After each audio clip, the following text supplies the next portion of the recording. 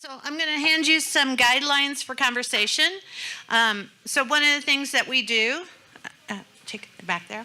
One of the things we do with SOSSAS, School of Statesmanship, is we're nonpartisan and we're non-ideological. We don't like to use the non. It's just that we keep everything goodness related, future related, excited to be together, connecting, and really putting it all together for a future we want to live into. The other thing is if the clipboard comes by, please put your email down. We'll send you, like right now, for every session, I'm sending out who's speaking, what the topic is, what it looks like, and how we can all kind of, we're going to do a lot of work tonight on expanding our thoughts, expanding our minds, our positions in some of these subjects. And so we'll keep you informed of everything we're doing and any future classes or sessions or a lot of exciting things that we're working on right now. Okay. All right. Well, good evening, everybody. That's Carol Engel-Enright. And for those of you who haven't been here, I'm Mike Butler. And we both co-founded a nonprofit in town called the School of Statesmanship, Stewardship, and Service. And please come on in, find a seat. Is this your first, or you've been here before? Nope. No, okay. Then I got something for you. All right, front row guy. All right. We are partnering. Come on in. Looks good.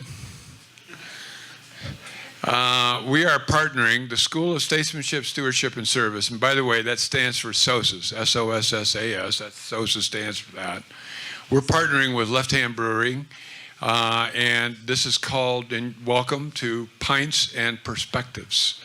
And so, as Carol said, we are nonpartisan. This is a nonpartisan kind of conversation we're going to have tonight. I'll let you know in a minute here how tonight's going to go. But we're partnering with Left Hand Brewery. And so I also want to acknowledge one of the co-founders and the current owner of Left Hand Brewery, Eric Wallace. Eric Wallace and SOSSAS have combined on this, and the first eight Thursdays, which by the way are every other Thursday, and so tonight's July 10th, the next one will be July 24th, and so forth and so forth. The first 8 Thursdays are topic related. Tonight's topic is sustainability and resilience, and we have really an outstanding guest speaker tonight that's going to go over some perspectives that we all want you to listen to, take to heart, take to mind, and kind of see where it takes you. And so the first 8 are topic related. The last 4, because we are running up against the first Tuesday in November, are going to be candidate related.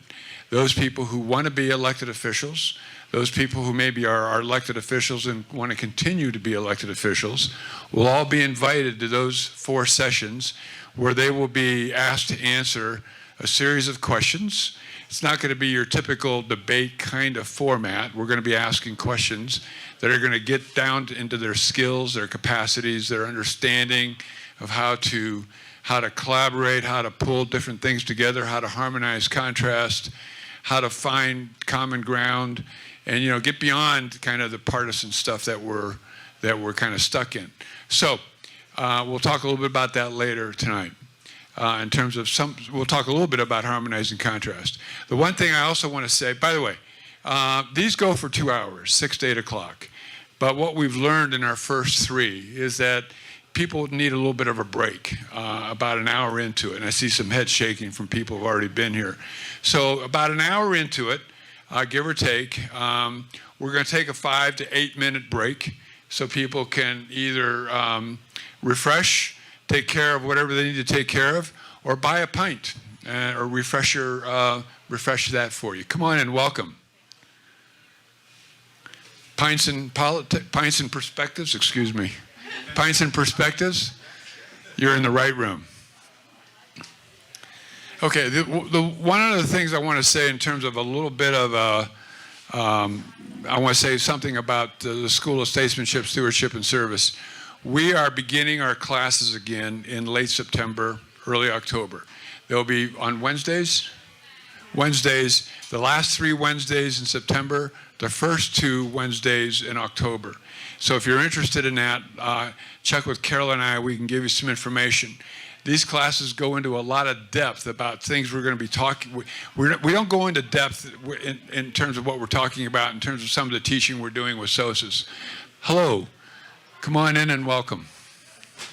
All right. We got a fashionably late crowd tonight. It's all right. But if you're interested, the topic is stewardship. The topic will be stewardship. It's not a topic we talk about a lot. It's a new kind of, it's kind of a kind of leadership that the city of Longmont, the public in Longmont, has not necessarily been exposed to in terms of how we work, in terms of how we can work. What's the future opportunities and possibilities around leadership? Because SOSSAS comes from the perspective that there's tens of thousands of people in our community that have gifts, that have talents, that have resources, that have expertise. And for some reason, that social capital, we call that social capital, is dormant. A lot of it's dormant. We have a lot of people who show up at meetings, but oftentimes they're the same people over and over and over and over again.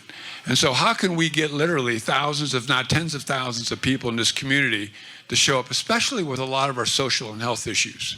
And so I just want you to know that that's what these 5 sessions are going to be about, is how can we gain accountability? How can we gain commitment? And how can we gain sustainable action on the part of our people in our community who have never been involved before? That's what those 5 Wednesday sessions are going to be about. I promise they're going to be exciting, they're going to be impactful, and I hope you'll walk away saying there's opportunities and possibilities here we haven't thought of. So anyway, we have someone else coming in. We got to get going. So here we go. So I presented this slide last week, and I'm only going to present it very quickly again this week. But it's important. Your learning tonight is in your own hands. This is going to require, this is a couple of hours. The actual presentation is probably going to go 35, 40 minutes. There'll be 10, 15 minutes for questions. But there's a lot of information. What you learn about this is in your own hands. And so it's going to require effort, depth, and time on your part. So your own personal engagement, your participation and connection with others is the centerpiece here. In other words, what's happening here in this room, and we're going to talk about this the last 45 minutes or so, is how we talk together in small groups. We're going to do some small group work, and some of the questions that you're going to have an opportunity to answer are these questions right here, related to the topics we're talking about. And we want you to know too that what we believe from our School of Statesmanship, Stewardship, and Service is that you're enough. Every neighborhood has, come on in, Mike. Thank you. You bet. Every neighborhood has enough going for it within itself in terms of their gifts, talents, skills, expertise, and in terms of being able to say, how do we make this neighborhood safe? How can we keep it healthy? How can we keep a neighborhood that can provide things for people in our neighborhood that maybe said, well, I need to call the government for these resources or these services, when they can actually do it with their own neighborhood? So we come from the perspective that you're more than enough, frankly. You as individuals and collectively, much more. So our purpose is to shift thinking. We consider the possibility of creating meaning. That's what SOSSAS is trying to do. Here's another part. There's going to be, I'm presenting, Carol's presenting, Corkett's presenting tonight. There's 3 people who are presenting. And it's easy to sit there and say, well, are they entertaining me? Am I feeling like I'm spending my time wisely because I'm listening to them? That's one way of evaluating the presenters. The other way is to evaluate the quality of your own participation. And we ask that you consider that for yourself in terms of, you're the one responsible for your learning. You're the one responsible for how you move forward with this. You're the one responsible for, in essence, if we live in Longmont, your neighborhood, your community, and so you're as responsible as anybody else. So think about that. We ask, what courage is required of me now? The courage to be curious and brave enough to move beyond this moment. And so we're going to dive into the deep end. We're going to explore some new possibilities, and hopefully we will meet you there. So I'm going to turn this over to Carol. Okay, so Corkett's going to talk about land use and urban planning and design. And I thought in 2007, I was a design and merchandising major, got my master's, got hired by CSU. And then I went into a PhD program, and they threw me into a program called the Global Social Sustainable Enterprise Program. How many of you know what sustainability is? Okay. So I thought for the rest of us, because I didn't know, I'm like, oh, well, you draw out some garments and you send them overseas and they develop it out and put them online and sell them to a retailer and here we go. Well, not quite. And I taught a large lecture class, 200 kids for many years. And I think I was the only professor at CSU that talked about this word, profit.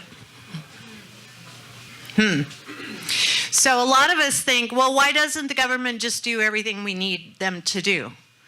Well, there's limited income. And guess what? We have a lot of business people that come into a community. And guess what? What happens in a community is really good if you can earn enough profit to keep things going, or maybe a little extra so that they can grow. Now, I came from a small Kansas town. Both of my parents were business owners. I understood that everything that they did either created a job or served a purpose in the community, and then they gave back to the community. So I kind of grew up with that ethos. But watching it on a global scale and thinking about supply chains, we started to think about, and you hear this all the time. You just may not know that these are the 3 dimensions in sustainability. So as we apply it to communities, as Corkett's going to do, we're going to say, well, what does this community look like in terms of who's making the profit in our community? How is that going? How is it being planted back into the community to create something else or seeding something else? And whose responsibility is it? Right? Just a consideration. So the economic variables, they're high right now. You know, I've been reading a lot of research. Like, why is there a housing shortage? Or is there a housing shortage? Is that a question? What do y'all think? Is there a housing shortage? Yes. Or is there a shortage of people who can get into the housing that exists? And what is the economic variable that's taking place on that in terms of finances, right? All right. So if it's viable, you know, we all talk about the environment all the time. Well, what if it takes away farmland, or what if it takes, and we did that session number 2 on environmentalism, right? Okay, so if it's profitable and it takes care of the planet in terms of protecting the natural resources and making sure the planet's taken care of, it's viable.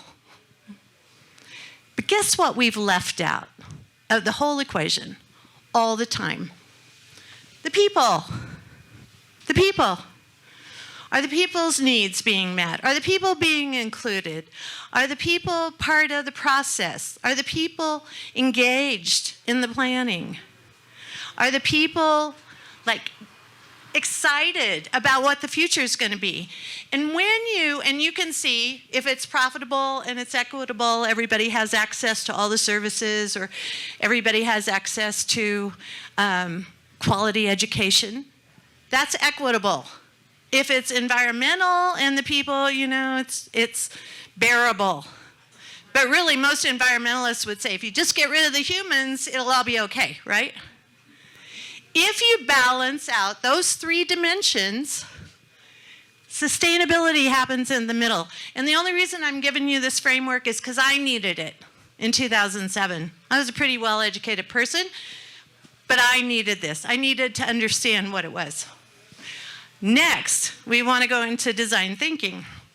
Now, design thinking is different than critical problem solving. If I look at a situation, what am I going to do? Break it down. Where's the problem? How am I going to fix the problem? Again, it's a people, it's a planet, or it's a profit problem, right? But I'm not looking forward. I'm not creating anything new. And when you go into design thinking, and all of you are going to be exposed to this, in the next 10 years, the whole world is going to change. Tim Waters talked about abundance, the book Abundance. Eric talks about the book Abundance. Read the introduction on abundance and just picture what it's going to look like in 2050. It's going to be great. But are we hearing that? Yes? No? Anybody hearing it's going to be a great world in 2050? Nobody's hearing it? Okay, well, some people believe it. It's human-centered. It's around all the people. What do the people need? What's going to improve our quality of life? What are we going to design today that's going to make life better, more meaningful, more satisfaction, healthier, connected? All the words that we use, right?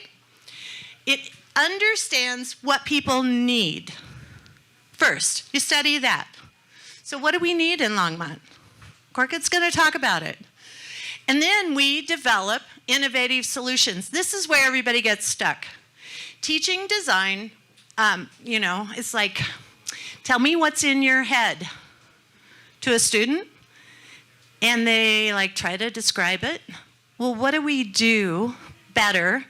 Maybe if we all get together and try to draw it out, or make a picture of it, or make something where we can go, oh, that's kind of right. It's not linear.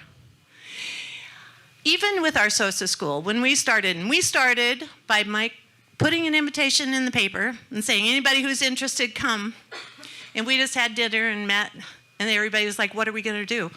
Oh, we had to design it, right? And then other people said, are you sure it's going to work? No, we don't know if it's going to work. We're going to try. And when we try, we're going to evaluate, and then we're going to figure out what to do next. So we're going to look at it. We're going to be human-centered, empathize. What are the needs? How do we work with people? We're going to draw it out in any way. And the reason I'm giving you this is because I want you to be open to what Corkett's going to tell you about urban design and where things can go in the future. We're going to ideate. You're going to see pictures of all kinds of things. And then we prototype. We test it. Everybody thinks it should be perfect the minute it's released. No, we have to improve it. You've all heard about continuous improvement, right? It's incremental. It happens in stages. And then we test. All right, I'm done. I just want to say this community is a fabulous community. And we start there. It's good. When we had a flood, and my house was in the flood, we had to go down and deal with a foot of mud from the St. Vrain River. And it was hard. It was really, really hard for a lot of us. But we were resilient, and we had a government, and we had people, and we had leaders that said, no, let's redesign it. And if you want to, out at 8 o'clock, go walk along the river and see what we did. Somebody put it all together. Pretty exciting. And then we get the first award in the country for resilience. So I'm just going to say, fabulous. Okay, I'm turning it over. Here. From the United Nations, too, by the way. All right. I'm going to spend a few. The next thing I'm going to talk about is a 3-hour course, and that even doesn't do it justice. So I'm going to talk about this in a couple of minutes because we do want to get Corkett up here in terms of what he wants to present. So go ahead. This is about expanding perspectives and harmonizing contrasts. So what prevents us from expanding our perspectives? What a lot of us can come up with their own personal reasons in terms of what keeps me from learning, what keeps me from expanding. Sometimes my own experience in life and sometimes other people's experiences in life is that you only learn from crisis. And so when we have a crisis, sometimes we're going to expand something. Crisis can come in a lot of ways. We're also here to say that we can expand our perspectives in an evolving way. We don't have to do it. We don't have to wait for the crisis. But things that get in the way, familiarity, comfort, and safety. A lot of people default to those kinds of ways of being. And we can understand that because here's the news, kind of dramatizing the human condition, kind of marketing the fear and fault, telling us what we have to be afraid of, kind of exploiting our wounds, exploiting the wounds of people, exploiting the wounds of communities, of organizations, of governments. And then we have this idea of finding retributive responsibility. For those of us who are keeping track of what's going on, the tragedy going on in Texas, the media is all over of how could we have prevented all of this from happening? And who's to blame, and how, versus saying, what can we do to prevent this from occurring in the future? Now, I get the idea. By the way, I was in public safety. For those of you who don't know me, I was the public safety director in this community for 26 years. And I knew all the things that weren't going well in this community. I was familiar with the child molestations. I was familiar with the aggravated assaults. I was familiar with the domestic violences. And I'm letting you know that I was more familiar than anybody else in this community with what wasn't going well. But I was also familiar, as a result of being in this community for 4+ decades, of all the things that were good. And I'm here to tell you, and I've told this to many high school students, that for every bad thing that happens in this community, there's 1,000 good things that happen. It's just that the bad things gets the focus, it gets the light, it gets the narrative in the media or the social media. And what's going well kind of lives in the shadows. And so I'm kind of doubling down on what Carol said about what's happening. But anyway, our pride gets in the way of expanding perspectives. We get stuck in our little boxes. We get stuck in this either or. We teach part of this class is talking about how we can get ourselves out of that binary kind of way of thinking. It's a zero-sum game. There's got to be a loser and there's got to be a winner. Well, there's a different way of thinking with all the nuances that we're discovering, that we're knowing about, that are manifesting themselves. It's a much more complicated world than just either or. It's much more complicated than I'm liberal or conservative and you're liberal or conservative, or I'm a Republican, you're a Democrat, or you're wrong and I'm right, or I'm good and you're bad. There's a continuums and spectrums. What we teach is that there are spectrums and continuums we have to pay attention to. And there's ebbs and flows that we have to pay attention to. Suspicion. Many of us kind of walk around suspicious of things that are happening, afraid of what's happening. And because of that, that can quickly lead short fuses to hostility. Might is right. This idea that I have officially sanctioned power, and because of that, I'm more right than you are, so to speak. Or I have a bigger military. Or I have more power, whatever that power might look like. And so how do we move away from that patriarchal, paternalistic way of thinking in terms of creating level playing fields? Becoming a victim. One of the things we talk about are the 3 kinds of major resistance. One is from the cynic. One is from the victim. The cynic kind of has this idea that something's always going to happen that's going to not work well. The victim, the one who feels helpless. And then the bystander, the one who says, I'm not going to move forward until I know it's worked somewhere else, until I have the data that suggests that I can get off the fence. And so we talk about how to move forward from those kinds of resistance. Hardwired to existing thought. And so what's that look like? And so, there's more books. I don't know how many thousands of books are being published daily, but there's a tremendous amount of information flow, and that can almost be overwhelming. So anyway, that's what's prevent. Harmonizing contrast. I'm just going to spend a minute here. So harmonizing contrast, that's a skill set that we teach leaders. And again, this is at least a 3-hour class and talking about it. But there's an internal temperament that one has to have in order to be able to harmonize contrast. You have to kind of leave your ego out of it. You have to kind of leave your kind of ideology almost out of it. You have to leave your partisanship out of it. How do you create a whole that's greater than the sum of the parts? I can virtually guarantee everybody in this room will be a leadership trait that we need to have, because of all the information, of all the perspectives, old, present, and future, we're going to have to figure out how to harmonize a lot of things. How do we find not only common ground, but fertile common ground? That's a skill set that leaders are going to need to have. I know there's a few people in this room, I'm not going to point anybody out, that want to be elected officials in this community. And there's somebody in this room that is an elected official. I happen to believe that our city council needs to figure out, this is our city council, but we have We have 19,000 communities in this country. Every single council, all of our state governments and our federal government needs to figure out how to get to that point. I think this is a key skill set for present and future statespeople in terms of being able to say, it's not just my idea that counts. It's not just because I have the position that my idea is more important than your idea.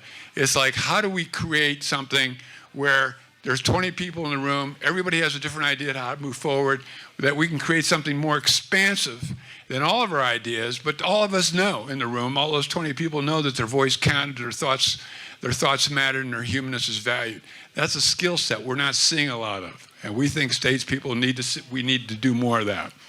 And so, again, the purpose of harmonizing contrast is to create a whole that's greater than the sum of the parts. You've all heard of that, and we can say it fast, but a lot of us don't think about it. Well, we can teach skills in terms of how to do that. What's that look like with all the various personalities, the various forms of resistance, the various perspectives? How do you pull all that together?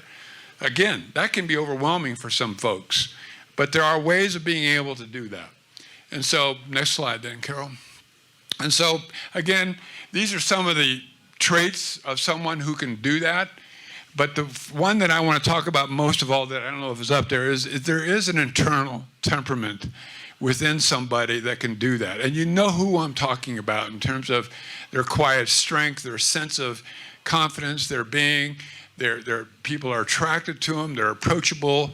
They're compassionate. They're sensitive. They have the sense of presence about them that when you're in the room and you're the only two talking, that you know that they're listening to you. You know that they're paying attention to you.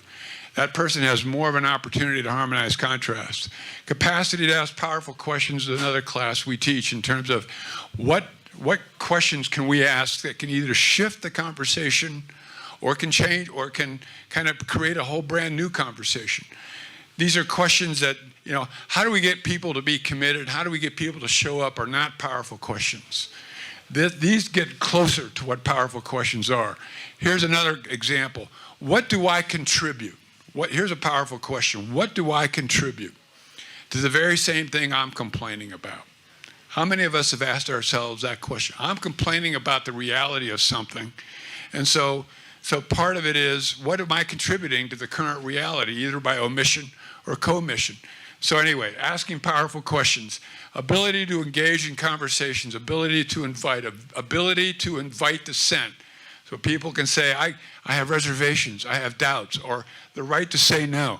Because if someone can't say no to a leader, then their yes doesn't mean a lot, does it?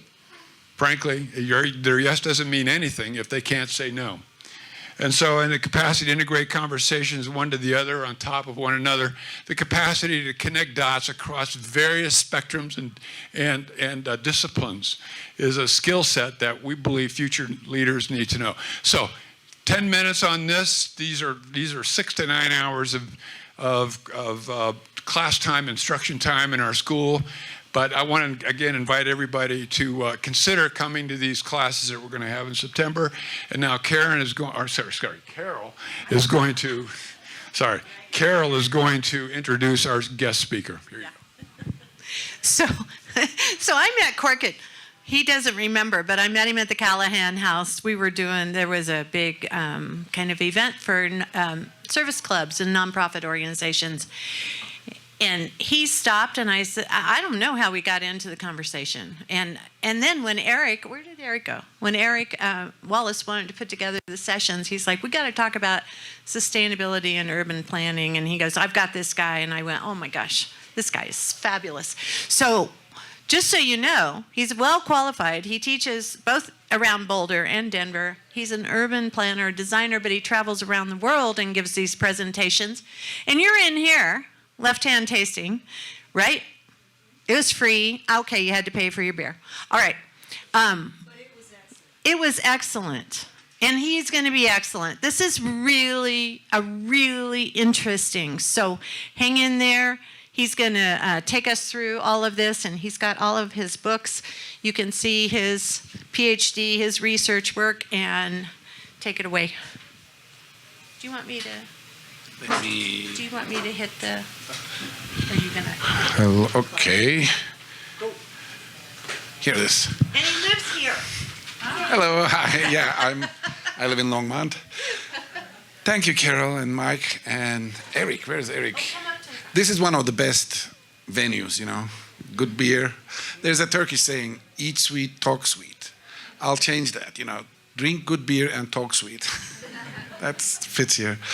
So, in the class, I tell my students that I am there to learn from them. And the way it works, they need to challenge me. They need to oppose and question me. That's how I learn. And it's the same rule here. So I'm going to go through a half an hour presentation, and then we're going to have a 15-minute question and answers, and then a lifetime of more questions. If you are interested in, you can find me. I love good discussion over a cup of coffee or beer, and I'm available. So go ahead. I'm going to talk about sprawl. What is it? What are the consequences? And how do we undo it? What's the alternative? Let's jump in. This kind of image is the first thing that comes to my mind when we say sprawl, right? London used to be small, grew, and it's leapfrogged, you know, development went and started. But the reality is not black and white. There are a lot of grays. You know, this is evergreen, unit per 5 acres. You come close to Denver, the density goes a little bit higher and higher. So all these criteria I'm going to talk about are not a black and white, they are levels. But low dense and leapfrogged is where sprawl starts. So going back, you can see that there is this sameness, you know, there's the area of unit per acre, then it goes higher. So one other aspect of sprawl is single use. And when I say single use, people usually think of it as if just residential, just commercial. It's more than that. Just unit per 5 acre. It's monoculture. It's the same thing happening again. And I love this. I love spending a lot of time in Google. This is Google Earth. What you're seeing here is the Polo Club. And it's gated community. And again, it's low density, but even though proximity is there, it's close to a main street there and the grid, it isolated itself and created a social distance. Why? Because culturally, the big cities were melting pots. A lot of confrontation, a lot of conflict, and created crime. And there's this perspective, we need to get out of there because it's trouble. We need to go away, live among people like ourselves. Distance, social distance, are equated with safety and equity. So, but there are consequences, and we're going to talk about that. One other aspect is segmented. That is to say, here is the houses, here is the apartments, here are the condos, here's the shopping mall. All are on their corners and not integrated, segmented meaning separated from each other and connected by car. I love books, so it's almost like fetish. So I'm gonna keep showing these. This is the book. And what they did in this book, there's this old city, early 1800s. Everything is walkable, compact. It had to be, there's no other way because there are no cars. And then, 20s, 30s, we started to have streetcar suburbs. That is to say, it's still transport is there.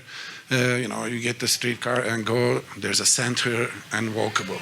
And then after the war, we created a different kind of city. You can still see the core here, and you can still see the streetcar, but around that, we created what we call it sprawl, meaning that all these, the list, leapfrog, low dense, single use, segmented, but also car dependent. There are a lot of parts of the city where you can go to places only by car, no other choice. So that's the list.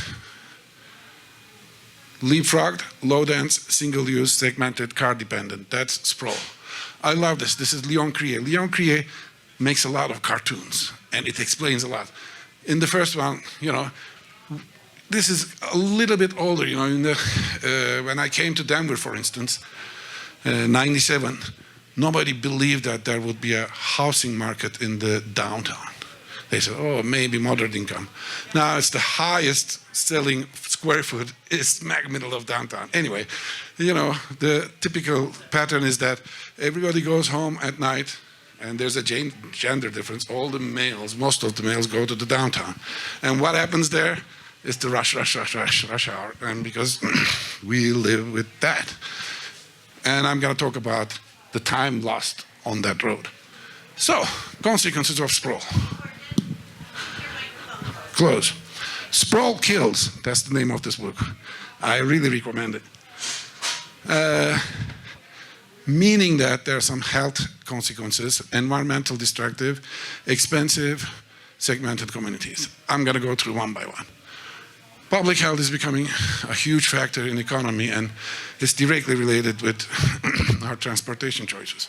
So this is the obesity between age of 18 and 35, 90. I'm going to go very quickly, 20. And as you can see, there's a new category there, 25% to 30%. And then that increases, and yet another category, 30 to 35. That increases fast.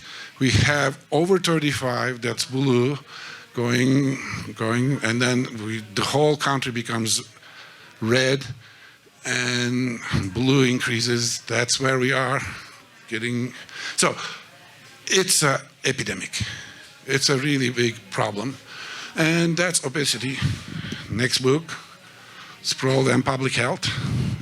Again, goes through, you know, these are just highlights. That's all I can do right now because there's so many research underneath. Asthma, heart diseases, cancer. Now, there's a really interesting example. This is a town, Roseto, in Pennsylvania.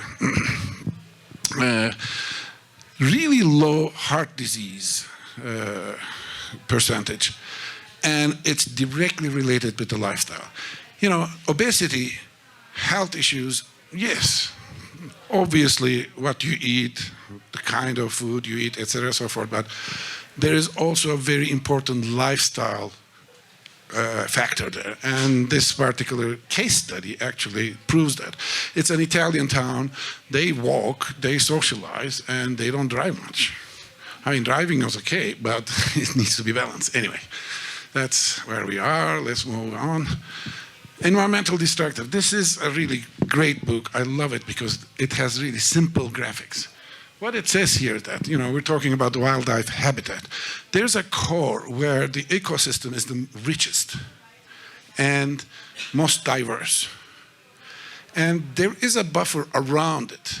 When you disturb, let's say, I-70 crosses, you're increasing geometrically the amount of buffer, and the core gets really small. And smaller the core, less diverse it is. Less diverse means it's vulnerable for extinction when there's a crisis. The more diverse you are, the more resilient you are in terms of the habitats. So that happens. And again, it's a level of degree. I-70 is different than a county road, but it's still a disruption. And we're all familiar with the emissions. I'm not going to spend a lot of time. Carbon Imprint. This is a great book for that. Again, I'm just highlighting the books. And then we not only depend on fossil fuels, but we overconsume it. We consume a lot. We're first in the world, actually, in terms of the amount of gas consumption. But that's a nice cartoon, again, by Leon Krier. You know, one family spends that much of gas over lifetime. So, car dependency, accessibility, social justice. What does that mean? Interestingly enough, the lowest bracket, income bracket, spends highest percentage of their income for transportation. Why? Because they can afford only to live far away. that creates a problem. I mean, I'm a planner, and I feel responsible for that. That's a social justice issue. I feel like we need to find ways to provide options so that, it's okay if somebody prefers to drive, but if that is the only option, then that's not good planning. We're not providing the opportunity. Initial, the more spread, the more infrastructure you're putting in. Ongoing costs, road maintenance, we're starting to feel that, we have so much construction going on and just repair. 50s, 60s, 80s, we overbuilt. Now we are having a hard time catching up with the maintenance. The more we drive, the less we're involved with our community. And therefore, we're less productive. One other aspect about this is that the long commutes create a lot of health issues, and one of the book is, of course, The Urban Sprawl and Public Health, I would recommend, but this book goes through a lot of research. And some of the research that is significant is that if you start driving over 2 hours a day, there's a big correlation between driving time, divorce, and adolescents' crime, because kids are not spending time with the adults because adults are driving. So, and that's also, lack of social support, because, a lot of places are dormitory towns. You go there, sleep, and you don't even know your neighbors. Research shows that in heat waves, most of the mortalities are the most isolated neighborhoods, because you don't have that social support. Anyway, so that's the list. Can I ask a question? How many other places in the world are experiencing this on a country, region scale? Good question. Can you repeat the question? Are there any other countries experiencing this kind of sprawl? I'll keep that question and I'll answer at the end. It's a good question. Oh, sorry. All right. So I'm going to go through the list and kind of show the opposite concept, what we can do. Instead of leapfrog, we need to do infill. Go and fill in where urban fabric can be filled. This is a project we did. It's in Englewood. Used to be a foundry there. It's a contaminated, we call it brownfield. And there needed to be some cleaning up, and we needed to fill the land 6 to 8 feet and then build on it. But the idea is that if you don't do that, it goes to the cornfield, and that's the sprawl. So use the potential that is in the city first. And I'm looking at here, obviously, underused. I mean, the sand rain corridor, that has been my argument, is that there's a lot of investment, but very limited use. In terms of the percentage of the Longmont residents, how many people come here and spend? So we need to do something to increase that. Anyway, and density. People think that the opposite of low dense is high density. Not exactly. We say it's compact. That is to say, it's not just more of the same thing. That is to say, the apartments, 400 apartments packed into place, but different things coming in together and compactly fitting to each other. And that's kind of what we try to do here. There's the duplexes, there's the row homes, and then single family, we try to make as small as possible because it's an urban environment. We made really 26 feet frontage and small. But the whole idea is that how can you fit these together and create a compact fabric? So single use, monoculture versus diversity. Diversity is a very important concept.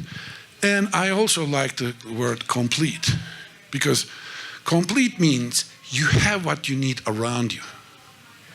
Essential services, doctor, dentist, eggs, milk,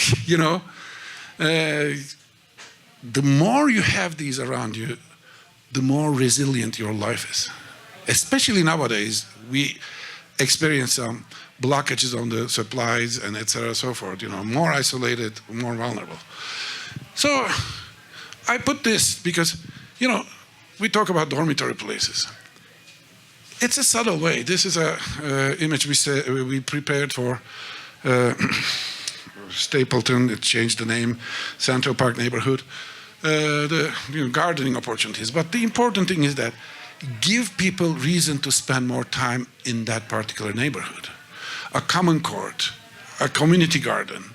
Those are important elements that keep people more there. And then the more you spend time, the more you know your neighbors. This is, when it comes to diversity, the building types and the way they sit in the lot is important. We just redid the zoning code for Golden. I'm not going to go into too much, but if you're interested in, this is my book. You can read it. But the completeness, this is, again, I love his sketches. That is, flower is a flower. Flower doesn't have a giant, in this particular case, a leaf that needs support. And our cities, it's metaphorically expressed that we growing in a unbalanced way that we need support. And instead of, small self-sufficient units, we're growing ways to depend on other parts of the city. So, Erie is a very typical dormitory town because there's so limited other uses, and this is the Erie Town Center did a charrette. We worked on it, and first thing we were told that money could be spent in this town going outside. What can we do about it? That was their approach, and that's important. And we really worked on not only providing commercial and office, but production. That is to say, how can we encourage small businesses to get to places and produce stuff? And this is one part of it. My office worked on this and still going on. There are restaurants, there's retail and such, but also what we call flex spaces where small businesses can come in and produce. Boulder has an interesting zoning category. It's a neighborhood retail, they call it. You can sell only things that you produce inside. And, everybody complains about it, but it's working, Some parts of Boulder implemented that.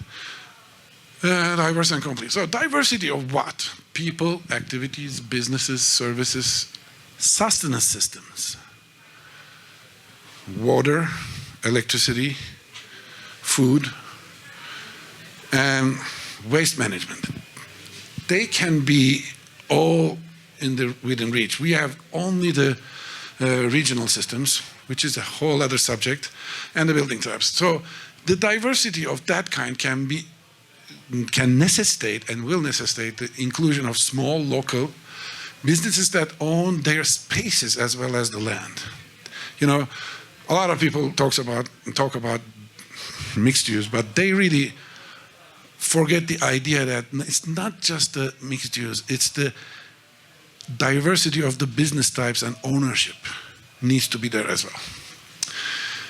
And then that creates resilience. Why? Because it creates self-resilience and creates local economies. That's another subject I got into in detail in my second book. And, I love that guy, by the way. You see that coffee person? He used to park, he disappeared during the COVID, in front of the Denver Union Station and sell coffee. Smallest possible business. But you need coffee, and right there, it's there. And it was a good coffee, by the way. Integrated, connected. So that's a good sketch, Instead of potting, you integrate. And integrating means connections. This is a study we did for the city, Longmont. Twin Peaks North area, how can we create the grid and provide more connections, especially in terms of the, from the Nelson go to the mall. And city is still working on that. This is another good example. My office is there. It's the North Boulder, the holiday neighborhood. Again, the idea is to continue the grid, but it's an interesting model.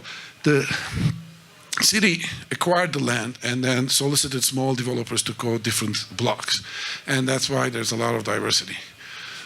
So, and transit-oriented, Denver Metropolitan knows about this. We have the fast tracks, even though it didn't come to Boulder, or Longmont or Boulder, but we're familiar. I want to spend a little bit of time about walkability. Why is it important? Well, we already talked about walking is very important for the health and such, but also it's the life. You get to socialize and know your neighborhood when you walk. Now, I love the sketch my business partner did, Rani. The living room can see the person on the street and say hi. That's very crucial in creating a walkable streetscape. Why is it important? Because you speed, you kill. And this is the book I really recommend, Kill by a Traffic Engineer.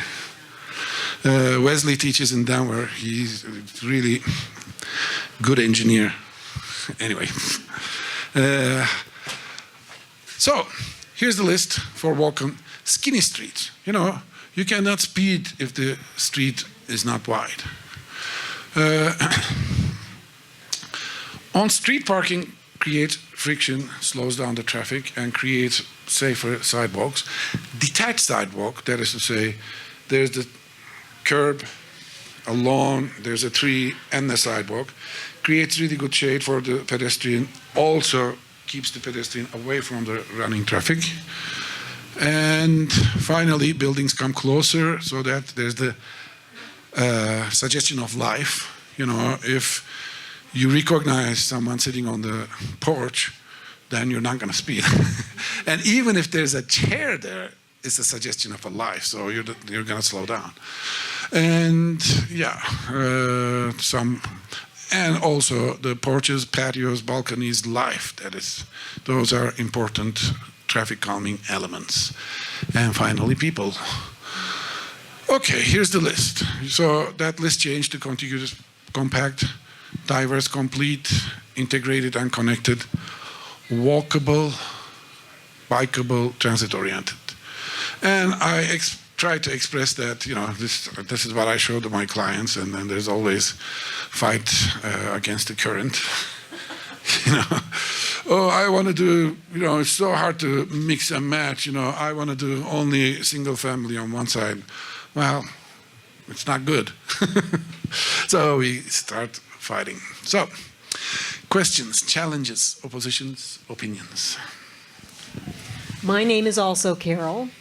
And yay. Good name. It's a good name. Yes. I was curious to know whether or not other countries or regions have experienced the same sprawl issues that we have here in the United States. Thank you, Carol. Yes, and they are getting more so, but not as much as U.S. experiencing this. I mean, in terms of the obesity, that's really high compared internationally. Australia, believe it or not, Mexico is getting a lot of sprawl. They're learning the wrong lessons from us. Not much in Europe, I would say. How about China and India?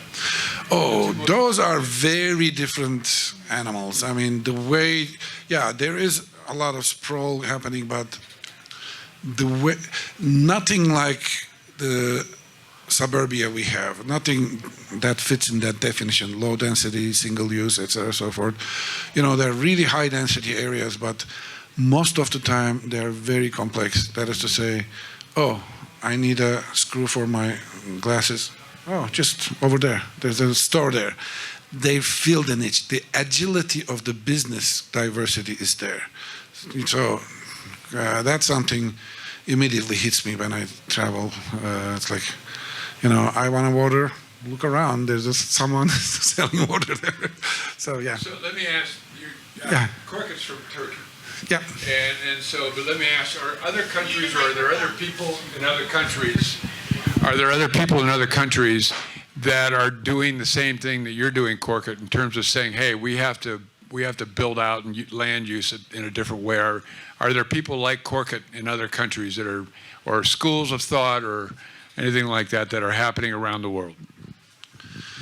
There are, of course, a lot. I mean, what I presented here is very US oriented.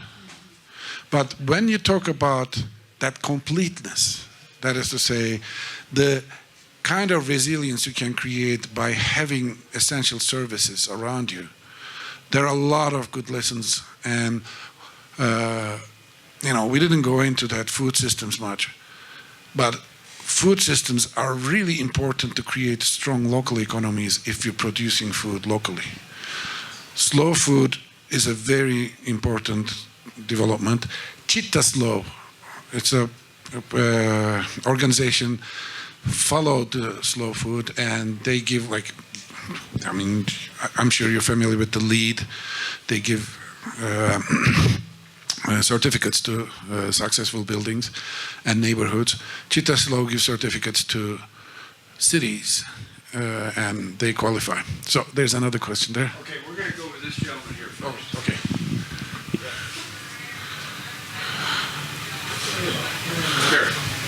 Okay. I have a lot of questions, but I'll limit to one.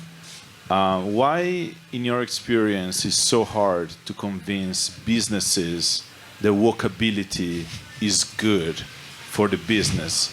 One of the most recent examples has been in Boulder. They wanted to close the part of Pearl Street that you access from west, and that petition got demolished by the businesses that are on that part because they didn't want not to have a parking spot in front of their business, because their idea is that people come, park, get the coffee, get the gelato, and then hop in the car, leave, so that the next person can come.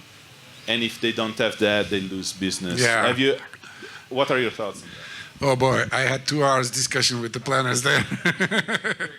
Well, there were a couple of businesses really pushed for it, you know. Pasta J was one of them. It's the perception that, you know, I need to have a parking in front of my business, otherwise I'm going to fail. But at the same time, you know, to be fair, even if it's not pedestrianized, it's a pretty walkable place. I mean, I love Trident. I spent a lot of Trident. So Mike knows. So yeah, I supported pedestrianization there. It makes it particularly hopeless, because if they can't even do it there, where they have to extend it by 30 yards. Well, okay. My dream is to close, you know, Main Street here in Longmont. Because it's absurd that we have Main Street cutting through the city. But if you can't do it for 30 yards on Pearl Street, there is no way on earth that in the next 50 years we'll be able to do it on Main Street, because everybody's going to revolt. Well, it's 287. That's huge. Sorry. It's a highway, It's a under highway. another jurisdiction. correct? Okay, Mike has a question. That's true. Good to see you, Korkut. Korkut, what would you say, coming back to Longmont, what would you say are the greatest areas of opportunity in Longmont? What are the challenges, opportunity as far as walkability, bikeability, higher density, car-free living? What are the challenges related to executing on achieving those opportunities? And bonus question, Sundance Film Festival. What do you see are the opportunities with Sundance? What was it? Sundance? Yeah. That's off topic, Mike. I would say answer the first two. But otherwise, we go down a rabbit hole. Well, okay. It's a long discussion, of course, but what is values? The business diversity is here. So I was going to say one thing that is happening in Boulder is the extreme gentrification because of the size of the businesses. The size of the spaces are so big. The rent increases. The person who sells the refrigerator moves out, so you need to drive somewhere else to get some of the essential services. Longmont has that diversity still here, and that's because of the numbers. There are a lot of businesses. It's a large, there's a lot of inventory. Challenges, well, there are a lot of opportunities on the infield. I was just talking about Sam Brain, of course. It's an amazing opportunity waiting to happen. And there are other infill sites that can happen, which can make the whole city fabric much more compact and walkable. That's important. Challenges are larger scale, what's going on in the building industry. There's a lot of monopolization. There's a lot of small developers, losing and closing the door. And that's something our business is suffering as well. Counterpart is, I'm so happy that I live in Colorado because of what happened last year. 5 legislations went. And those are very important legislation. They are not complete. We need more, but that starts to show some leadership in the upper level. It's not mandating always. It's just asking local governments to step up and do their work and come back, etc. So I see that opportunity. What else? Yeah, this is a really long discussion, actually, to really understand what's going on. Yeah. Yeah. Hi, thank you for coming and speaking with us today. Sure. I have a question about food systems. Is it a lack of sustenance available within a viable distance, or is it our unwillingness to actually get there without utilizing a single occupancy vehicle? Is there a lack of motivation to get to food that is readily available in stores or restaurants that are already here, or do we need more food accessibility? On that front, my last part is to address the closure on West Pearl issue. Do you think that there is a lack of accessibility for people who are not as able-bodied to be able to get to these areas, and maybe that plays into why street closures aren't happening? You got that, Corbett? The first, I can't blame people by, you're not making a good choice, you're not going to the local source, etc., so forth. There are food deserts.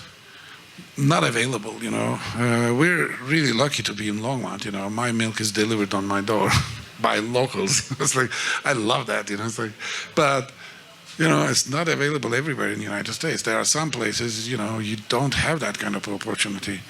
And that's because there's a lot of monopolization happening.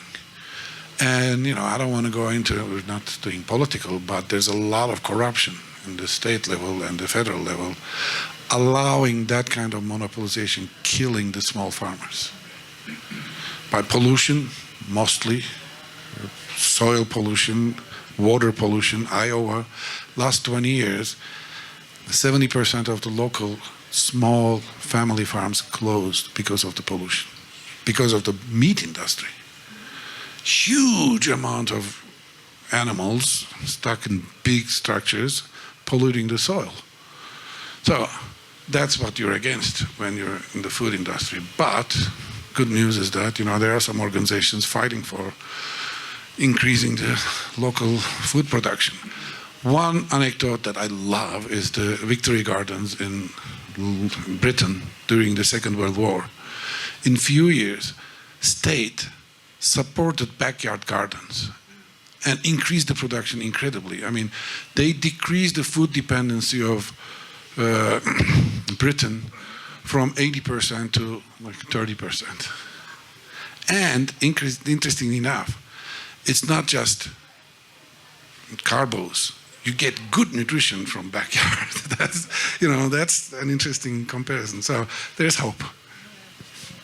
Oh, the other question you asked, accessibility. I don't know. I mean, it's all about the design. I've seen parts in Germany, especially, the whole old town is pedestrianized, yet accessible. Yet you have the transport. Especially the rail transportation is so developed there, and there are other ways you can provide access. One interesting thing that I've seen in Turkey, of all the places, is that if you have the sign accessibility, the wheelchair sign, you can go into certain pedestrian areas. So it's also a management issue as well. We're relatively new Longmont residents, and open space just has been one of those phrases that, hey, this is great, this is Boulder County, this is wonderful.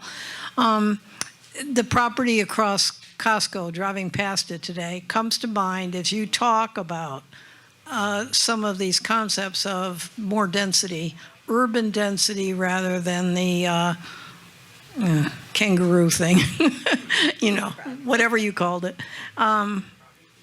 Just respond. Yeah, I mean, that area actually, I was showing some cartoons, Leon Crier. He has a great design for that I saw, and it's not very dense. He passed away last month, unfortunately. Anyway, my response to that is that, again, instead of urban, I use the word complete. Where there are already certain businesses and amenities, there's an opportunity to create more compact fabrics where living there, you access all those. That's the opportunity. The alternative is those houses go to the cornfields and you have more problems. There's a whole other subject I didn't get into. When you look at the tax structure and city expenditures, you realize that the urban centers subsidize suburbia. Urban center taxes pay for their services. Economic analysis shows one after the other that is the case. I mean, if you're interested in, I can share, there's a great office, Urban 3, Joe Minicozzi does that kind of research. He proved one after the other and then changed some of the tax policies in some of the southern cities, but one thing at a time. Carol, let me jump in real quick. The next session, we have a couple of videos teed up from Urban 3 to talk about city finance and how some of that stuff works. And we've got Tony Chacon who's going to come in here to help us understand numbers about redevelopment and how TIF funding works, how improvement districts work, and how the infrastructure is supported to redevelop areas that are blighted or whatever. So that's a really great, I just wanted to jump up and say, we're going to be talking more about that aspect of things next time. Thanks, Eric. Carol. And that just went to my question. So when you talk about brownfield redevelopment, which I was in the research today, and brownfield means blighted, former industrial or commercial land. Okay, so, and it's a lot of times right in the middle of a town as a town expands. But a developer, and thinking about how they're going to make money, it's much easier to go find raw farmland, right? And that's why sprawl happens. So how do you start to think, or how do you bring in the smaller developer that is more local, that has the community in heart, but they have to clean up a space first, or they might have to knock another building down that ruins that profit for them, and so they choose to go outside of it. So what are the options? Well, it's a big question. I would ask boulevard builders who did the Englewood project, why did that do that? Well, there are disappearing, of course, but federal funds for cleaning up the land. Because at the end of the day, it's not just what the developer does, it's what's the public purpose. If there's a contaminated land there, it doesn't stay there. That water gets into the farmers' irrigation. And the way to avoid that is we all collectively need to do something about that pollution. It's not just the developer's responsibility, it's our responsibility to clean it up. You know, we have radioactivity in the, yeah. And, you know, for years, we're wondering if we're getting contaminated, you know. So, again, you know, why do we pay our taxes? Because collective consciousness, that is to say, we need to have vision to clean up our mistakes. That's the way I see the Superfund and cleaning funding. And Englewood got that because it's smack middle of the town and it was a foundry and there's pollution there. And what you do in certain cases, to my surprise it works, you cover with a rubber, put some signs on that saying that don't cross this rubber, don't cut this, and then put 6 feet soil and then build on it.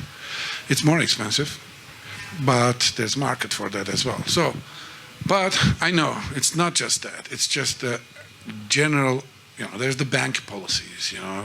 They had a hard time getting construction loan because of that. You know, that's why I always look at the state level leadership as well. You know, you need that kind of vision to come from somewhere higher up.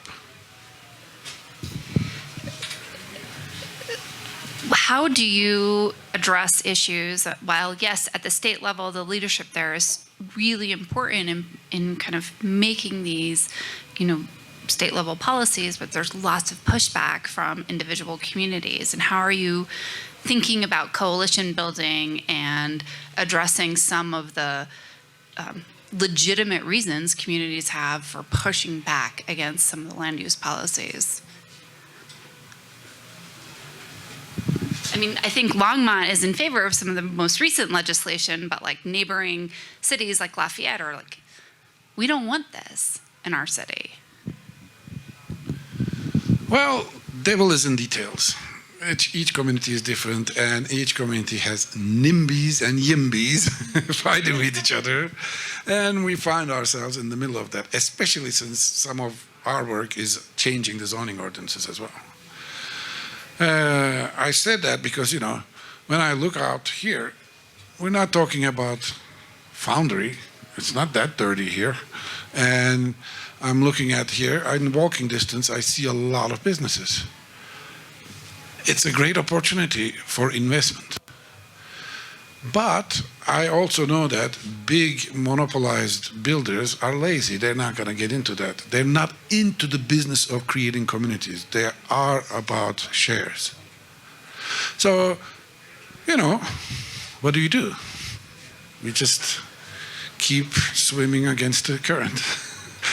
I was in, yeah, I'm not sure if you're familiar with the Congress for the New Urbanism. In the last one, they came up with a new award, Sisyphus Award, fighting against the current award, and they gave that to some developers. Question back here. Yeah. Hi, my name is Steve, and first of all, I'd like to apologize for getting here late. I missed 90% of your presentation, so if my question is not relevant, I apologize. That's okay.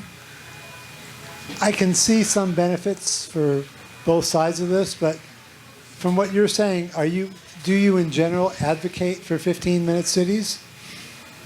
I do. Everywhere or just selectively? Well, for myself, because I know I can survive when the disaster hits. So I live in a 15 city. I mean, my dentist is on the kitty corner. When the COVID hit, I walked, and thank God, because, I was coughing a lot, getting the cough drops, and my tooth started to decay. And my neighbor is dentist, and the business is there. If it wasn't there, I was in trouble. So I know what it means to have those services around me, personally. And that's why I advocate, that is to say, when people, what can I do for climate change? Well, survive. And there are ways to survive. Don't fight with your neighbor, because your life is going to depend on your neighbor. That's one thing. So anyway. Okay, we have some, this gentleman has a question, then you, and then, okay. So my question, I'm going to frame it for grocery stores, but I think this will apply to any large box store type business. So grocery stores now, everybody has to drive to them.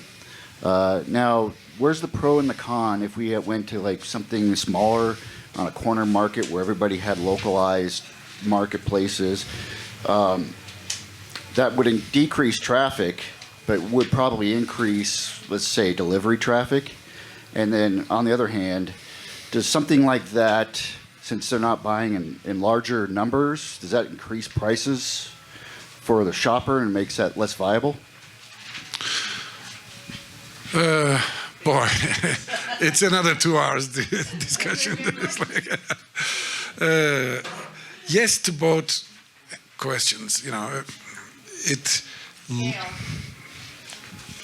and profit margin. Yeah.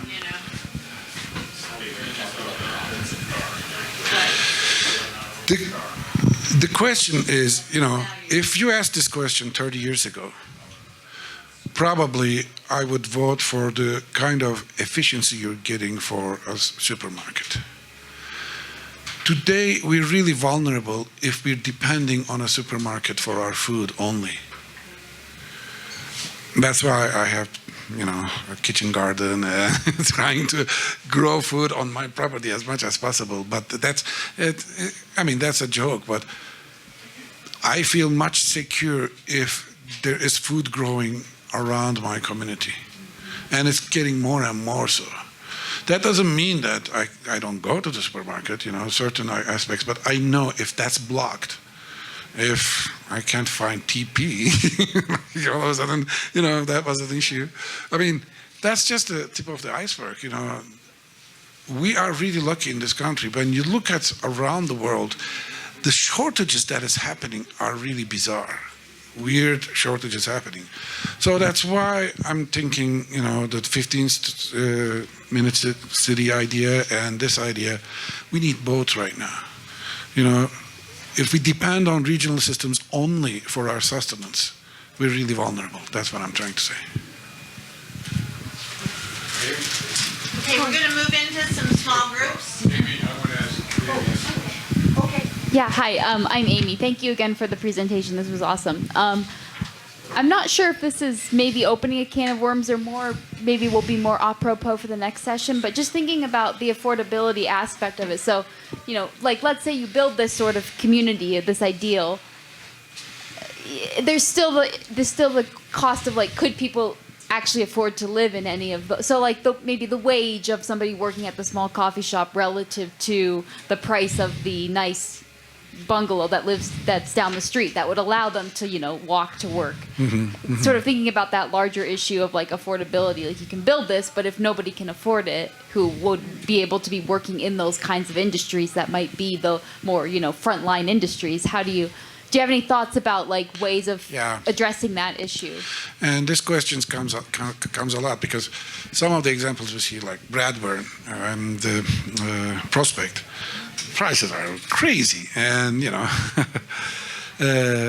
however, another example I just showed, the Holiday neighborhood, especially the first generation, because of the size of the units, it was reasonably affordable, and still 30% deed restricted affordable there, and that was city's leadership. That is to say, size matters. We encourage the building industry that builds bigger and bigger units. And that's because we invest in that, it needs to make money. But again, if we talk about the common good, we need to do something about the size control and support the kind of developer who can do holiday neighborhood. Okay, all right. 7 August, affordable. Okay. Yeah, that's true. Okay, August 7th, 4 weeks from tonight, 4 weeks, 4 Thursdays from tonight, or 1, 2, 3 Thursdays, there will be a topic called Affordable Longmont. And so come prepared to talk about what that might look like. In 2 weeks, we're talking about growth. Okay. So here, I have a question. I have one more question. But so what might be abstract to some of you is, what can I do? What can I do? I mean, some of these questions are, well, someone has to shift and change a policy. We have to put ordinances or legislation in place. We have to do all these things that government structures or other larger structures have to do. But name 1 or 2 things that any individual in this room might be able to do or think about before we get into the questions that we have. You asking me? Yes. Oh boy. I mean, I touched upon a little bit, you know. There's this shifting consciousness, you know. Whenever I talk about these kind of things, in the audience is, oh, you know, I hate my HOA, I hate my neighbor, you know. It's like I sue them, you know, that kind of thing. Well, you know, the real change that needs to happen is that I was just talking to someone, you know, Foxfield, right? You were talking about. Imagine Foxfield, a lot of experts. They live there and work somewhere else. You know, there are a lot of doctors working in the hospital. Hospital closes, their services are closed. You can't just knock on the door and, I'm sick. No. 100 years ago, you could do that. Those people worked from home at least 1 day of a week, right? There was that kind of neighborhood business support. We lost it. We made it illegal. So we need to go back to that. And what I'm trying to say is that diversify the way you make money. My office offers only 4 days. We have 8 employees. They work for 4 days. And we say, find something else to do and make money in the 5th day. Have a small business, have something. That's a diversification. Don't depend on just one business to support you. So, but that consciousness needs to be, you know, a shift, I guess. And it's not anything radical, you know. We knew how to do that in the past. Okay, all right. So here's next step for tonight. Form in smaller groups, 4, 5, 6 people. Find your group. And then do you have in front of you a list of questions and some writing spaces there? And Carol, pass out the writing instruments. Your group can pick a question. Your group can pick a question, any question you want to pick, and answer it. And then find somebody who's going to write your answer down and who's willing to report out to the rest of the group. So that's what we're going to do. So that's the next step for tonight. My name is Devin, and I have to stand. Okay. We chose question number 3. What do you believe is possible from this presentation of sustainable and resilient urban form and land use? And we agreed on walkability in cities is possible. Allowing small businesses into communities is possible. And to some extent, food co-ops are possible. Thank you very much. Let's give that group a hand. All right, this group next. Who's your Jenny, you always seem to be the one. You don't know the notes. They talked a lot about allowing more unity to happen and not get squished down and told what to do by those are officially sanctioned power officially positions. sanctioned people. Okay. Name, question, discussion. Hi, I'm Ginny Schuster, in this group, and we talked about number 3 and 5. So I'd like to start out with 3, upzoning to allow neighborhood markets. And how about traveling farmers markets? That might work. Then on number 5, people need to support neighborhood businesses was a big issue that we talked about. And then maybe the rules and regulations could be changed, and that could go up to the feds. So who's got connections to upper management?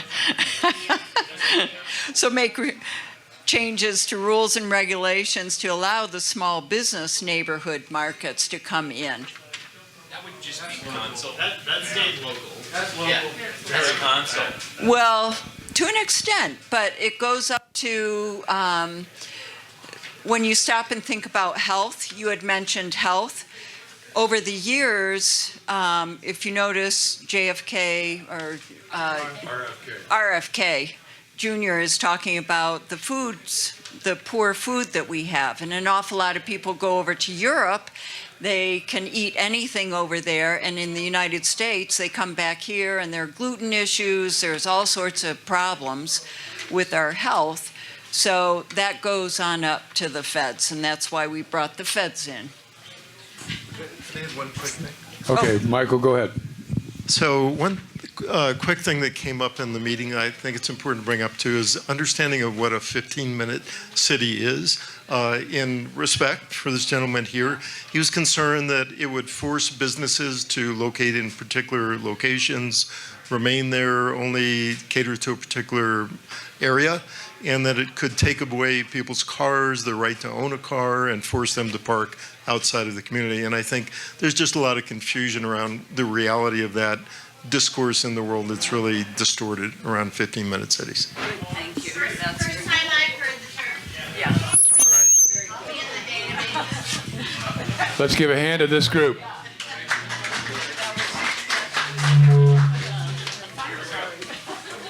Name, question, discussion.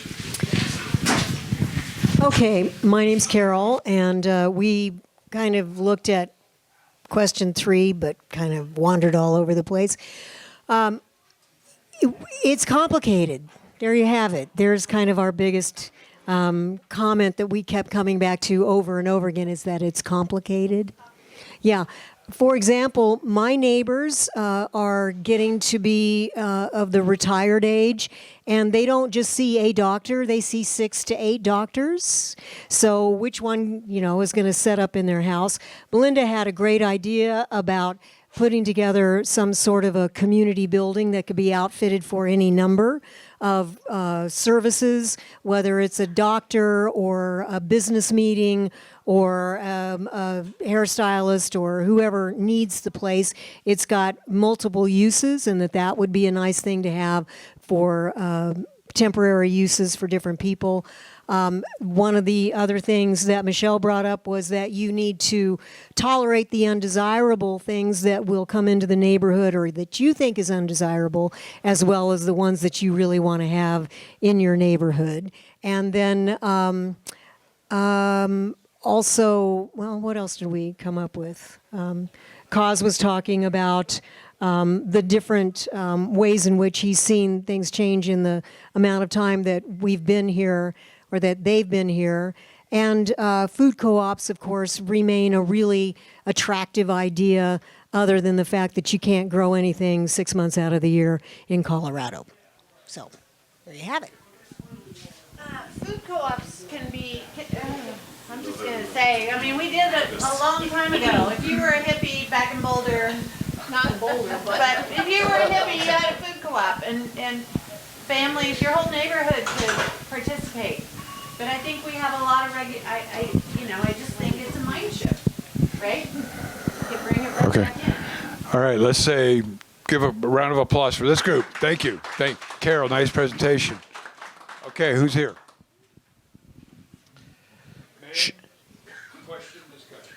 Shaquille Dalal. The question that we chose to discuss was number 4. We each tell, I think, a different story about the neighborhood that we live in and the cost that it incurs. One person said that the story that they told about the neighborhood is that it's expensive, not just in their neighborhood, but in all of Longmont, and that they lived in a neighborhood that they liked, but that, was not as diverse as they would like it to be in terms of age, and as a result, that made it a hard place to live. They wish that there were more affordable options for people who, who could change their lifestyle without having to change their community. So, if they just need less space, for example, it would be nice if there was a way that they could do that without having to lose all of their friends and neighbors and potentially have to move out of state in order to be able to afford to do that.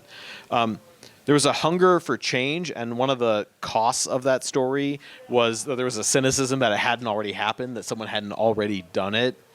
One person talked about the weakness of neighborhood identity and how that resulted in a feeling like they were socially isolated, despite the fact that they felt like, they wanted community in their neighborhood, but that it was hard to find because they felt like the design of their neighborhood didn't make it possible for them to interact with their neighbors. My handwriting.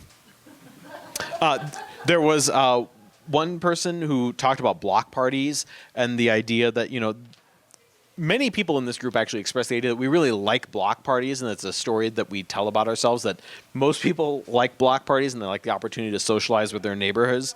But that there's a lack of them actually happening in the city. And we talked about the city process that is required to do something like that and how it might be too onerous. And one person who I thought this was a really interesting story, is they talked about a neighborhood in which they felt like there was a lack of leadership, and how they felt like the people who lived in that neighborhood needed to take a little more ownership of the space that they were in, but that a cost that they incurred as a result of that was that, they felt a little bit intimidated about the idea that they felt like there needed to be change in their community, but that they couldn't find the right person to stand up and lead it. Shaquille, thank you. Thank you to this group. Thank you. All right, in our last group, who's our spokesperson? You're just now deciding who the spokesperson is? Amy? It sounds like... If you trust me, I don't mind. Okay, Amy, stand up. We also did question 3. That must have been it's a nice number. And a lot of, we would echo a number of the other sentiments that people who did question 3 brought up. Another one we thought could be nice is to have some pilot programs where rather than maybe running into some concerns of people thinking, oh no, this is like a new mandate or a new code that's like a universal thing, maybe allowing for some pilot options to do some of the more cutting edge or innovative things at a small scale, prove the viability, and then people could say, what's it actually like to have this, so that then you get buy-in if you tried to introduce it as a municipal change. Design thinking, prototyping. Thank you. All right, let me, by a show of hands, who here heard something new tonight that they hadn't heard before? Look at that. Look at that. Pretty impressive. Thank you. And so thank you to Corkett again for presenting a vision that maybe some of us, maybe most of us didn't think about, but it really spurred a lot of individual and small group conversation. I just want to say thank you. The other thing I just want to make one point here in terms of the collective. We, in this country, part of our nature has been this rugged individualism, and I think we realize we're reaching a diminishing point of return, and that the collectivism, so to speak, is going to be where innovation and strength and resiliency, and as Corkett talked about earlier, this diversity of people. The one statement he made that really struck with me was, we're stronger and live longer if we live in a more diverse way. And so that was very powerful. I just want to say, in my work as public safety, that's all right. In my work in public safety, what we found that to be the case. We went into an unsafe neighborhood, and we mean it was unsafe. And what happened was the safety began to occur when the collectivism began to happen, began to surf. When the social capital in the community, in that neighborhood, began to be surfaced and activated and coordinated in ways that neighborhoods, every single neighborhood, and I'm talking 50 to 60 neighborhoods in this community that were considered unsafe, became safe. not because we enhanced or increased the number of armed guards, police officers, in that neighborhood, but because they collectively began to rise up and say, this is our neighborhood, and in so many different ways. And so that's an example of how you bring safety to a neighborhood, very much along the lines of what Corkett was talking about. So I just wanted to pass along that example that this collectivism, this association way of thinking is going to be the way we start thinking into the future. So, okay, again, I want to thank Eric Wallace for providing this incredible space. Thank you, Eric. And I want to thank all of you for showing up. And as you can tell, we have some very interesting, timely, potentially controversial topics coming in over the next few times. Remember, it's every other Thursday, not every Thursday. And Eric, did you want to say something? Yeah, I want to say something. There's a guy with a microphone in the room, and I want to talk. So I would say what I just heard here, be the change. Just do it. I mean, get involved and participate and weigh in and make a difference. That to me is the critical thing that we're trying to encourage people to do. You can make a difference. I moved here 31 and a half years ago or whatever, and we set out to make a difference. I just wanted to say, coming up July 24th, Benefits and Goodness of Growth. We'll be talking about urban renewal. On August 7th, we'll be talking about affordable Longmont, or maybe not so affordable Longmont, but that's the topic.